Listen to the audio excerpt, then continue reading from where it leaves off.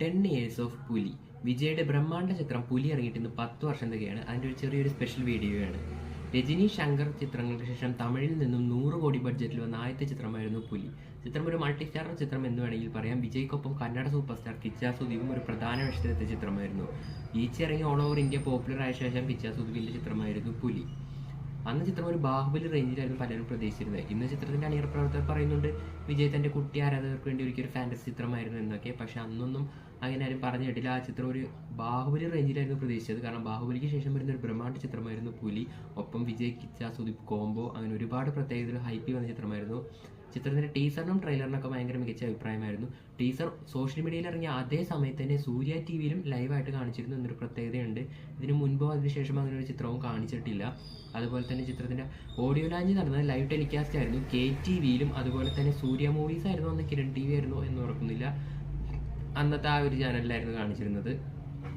തമിഴ്നാട്ടിൽ പക്ഷേ റെയ്ഡും മറ്റു കാര്യങ്ങൾ കൊണ്ട് ഷോ വൈകി. ഏകദേശം ഉച്ചക്കാണ് ചിത്രം റിലീസായത് തമിഴ്നാട്ടിൽ. അപ്പോഴേക്കും കേരളത്തിലും ഇന്ത്യയിലും വേൾഡ് ഓവർ സിനിമ റിലീസായി കഴിഞ്ഞു. ചിത്രത്തിന് പ്രതീക്ഷിച്ചതിന്റെ നേരെ ഓപ്പോസിറ്റ് സംഭവിച്ച ചിത്രം വൻ നെഗറ്റീവ് റിവ്യൂ ആയിരുന്നു. സുറക്ക് ശേഷം ഏറ്റവും കൂടുതൽ നെഗറ്റീവ് റിവ്യൂ എന്ന വിജയ് ചിത്രമായിരുന്നു.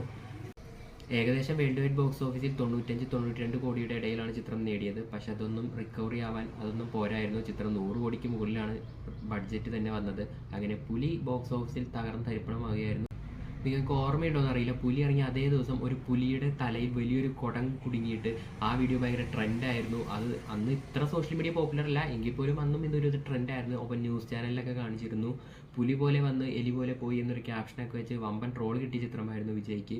പക്ഷേ വിജയ് അതുകൊണ്ടൊന്നും നിന്നില്ല. തൊട്ടടുത്ത വർഷം തന്നെ വിജയ് അറ്റ്ലി കോംബോയിലൂടെ തെറിയിൽ ബ്ലോക്ക് ബസ്റ്റർ അടിച്ച് കംബാക്ക് നടത്തി. തെറിയെക്കുറിച്ച് നമുക്ക് വേറൊരു വീഡിയോ പറയാം. അപ്പോൾ ഇപ്പോൾ ഈ വീഡിയോയിൽ പുലിനെ കുറിച്ച് തന്നെ പറയാം. അപ്പം ഞാൻ പുലി തിയേറ്ററിൽ കണ്ടത് 2ാമത്തെ ദിവസമായിരുന്നു. ഞാൻ ആ 2.25 മണിക്കൂർ പടത്തിൽ തിയേറ്ററിൽ ആകെ ഒരേ ഒരു സീനിലാണ് കയ്യടി നേടിയത്. അത് ആ ടീസർ ട്രെയിലറിൽ തന്നെ കാണിക്കുന്നുണ്ട്. പാസത്തുക്ക് മുന്നാടി നാം പനി, പകയ്ക്ക് മുന്നാടി നാം പുലി എന്ന് വിജയ് ഒരു ഡയലോഗ് പറയുന്നുണ്ട്. അതിന് മാത്രമാണ് തിയേറ്ററിൽ ഒന്ന് കയ്യടി കിട്ടിയത്. ബാക്കി 2.25 മണിക്കൂറിലും ആളുകൾ ഉറക്കമായിരുന്നു എന്ന് എനിക്ക് മനസ്സിലായി. ഭയങ്കര സൈലന്റ് ആയിരുന്നു തിയേറ്റർ.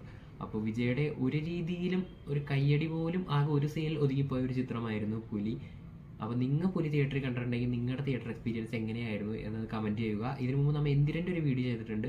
ആ വീഡിയോ ഈ ഐക്കണിൽ കൊടുക്കാം. സപ്പോസ് ഇവിടെ വന്നില്ലെങ്കിൽ ഈ ചാനലിലേക്ക് നോക്കിയാൽ മതി, വീഡിയോ നിങ്ങൾക്ക് കിട്ടുന്നതാണ്. അപ്പോൾ വീഡിയോ നിങ്ങൾക്ക് ഇഷ്ടമായെങ്കിൽ ലൈക്ക് ചെയ്യൂ, ചാനൽ സബ്സ്ക്രൈബ് ചെയ്ത് അടുത്തുള്ള ബെല്ലൈക്കൺ ക്ലിക്ക് ചെയ്യൂ. അടുത്തൊരു സിനിമയെക്കുറിച്ച് അടുത്ത വീഡിയോയിൽ കാണാം.